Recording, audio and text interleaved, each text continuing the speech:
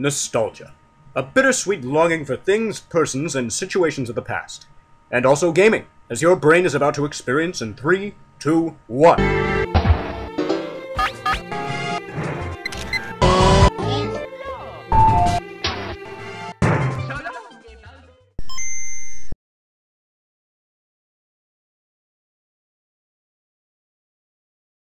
If you managed to catch a glimpse of one of the games shown on screen just now, it's likely that you were able to recognize what game was being played and by extension had your personal connection with the game resurface in a fleeting instance, usually to be tied with a specific memory. In this sense, this can be defined as retrogression, a term that Jaakko Suominen deems a return to childhood, or an intention to achieve something pure or preferable.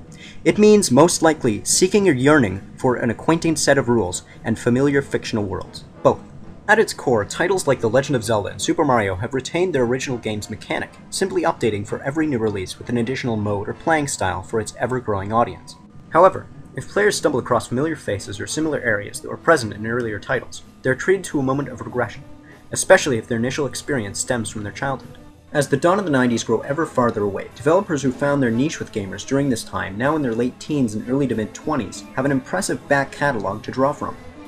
Nintendo, one of the largest contenders in this market, recently revived their Donkey Kong Country series after 14 years of dormancy.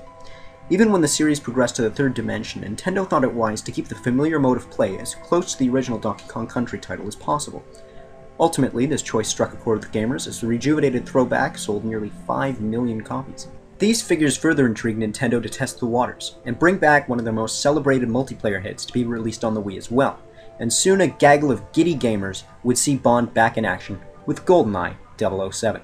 Who here would say that it's one of the greatest shooters of all time?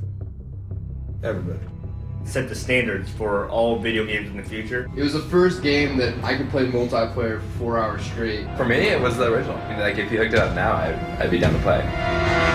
Let's say that after 13 years of gaming innovation, a new GoldenEye game is coming up. Oh my god! Yes!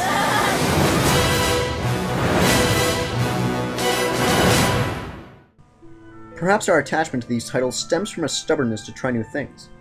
As Suominen offers, gamers miss old, well-known games and are not necessarily prepared to adopt new, more complex solutions. On the other hand, Suominen also talks of recycling gaming culture themes based on amateur work, which is not primarily about commercial benefit, but also respect to and maintenance of an older gaming culture should be noticed. While not strictly remakes, games like Minecraft hark back to an older graphical style, with its blocky human forms and pixelated geography. While our intentions may be cemented in the past when focusing on nostalgic gaming culture, we're still tasked with trying something new. Take, for instance, Super Mario Galaxy 2's recreation of Whomp's Fortress from Super Mario 64. While nearly uncanny in its resemblance, the game still adheres to the Wii's motion controls, which in a sense forces the players to update their playing style. While the core of Mario can easily be seen in both titles, it's vastly built upon for the Starfaring sequel. By bringing the original title to a new audience, Nintendo extends life and also preserves the lineage of one of their most classic games, while sneaking in bits of innovation throughout the play experience. So what bearing does this have on our future? In a sense, old-school gaming is going through a bit of a renaissance. Strong ties that were had with games in the 90s are being rekindled, and even developers like Microsoft, who are still fairly young in contrast with the aging Nintendo, have shown interest in recreating their flagship titles. That was 10 years ago. This is now. Even with new consoles on the rise, the issue of backwards compatibility, or the ability to play older titles on next-gen units, has emerged as a newfound innovation that major consoles have only established for a single generation. Even Nintendo, whose library only goes back 2 generations until everything turns to cartridges, have featured a way for gamers to purchase older titles that go back as far as 1981 for play on their latest newfangled console. It's this inherent interest in the past that has gone on to encourage such a prolific market, with titles that sold considerably well back in their heyday receiving the same sort of recognition for each subsequent release. This rings true for titles like The Legend of Zelda: Ocarina of Time, which have been heralded as the best game ever by numerous gaming publications and critics alike.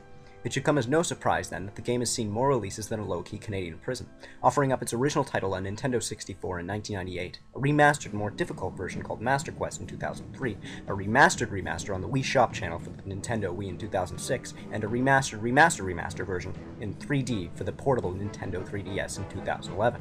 I thought the designer said this was just a straight port. What a hack. More than just memories, our previous play experiences are playing a huge role in how games are created today, to create new play practices for future console generations. How will you remember the future?